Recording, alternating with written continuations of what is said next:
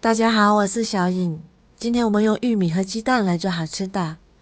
首先把玉米对半切开，再把玉米粒切下来。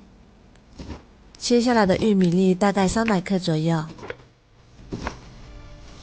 然后装入盘中，再打入2颗鸡蛋，再准备一个桃子，切成小块。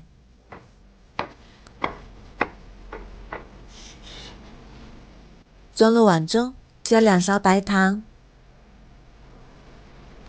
然后放入料理机里，选择果汁键，打成糊状。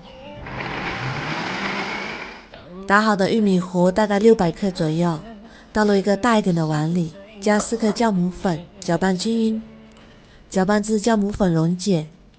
再少量多次加入300克低筋面粉，如果没有低筋面粉，普通面粉也可以。搅拌成这种粘稠的面糊状，像这样就可以。然后盖上，发酵至2倍大。再准备一个模具，底部刷上食用油，这样我们的面就发好啦，体积变大，里面充满气泡，搅动一下，排出里面的气泡。再把它倒入模具中，上面撒点熟芝麻，再加点蔓越莓干，也可以是葡萄干。然后冷水上锅，水开之后大火蒸30分钟，时间到之后关火再焖5分钟。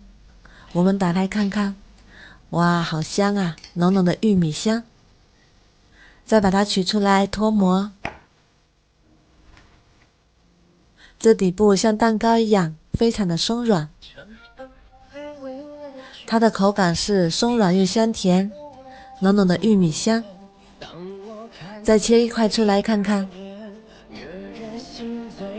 非常的松软，一点也不粘牙。这里添加了一个桃子，味道也是非常的丰富。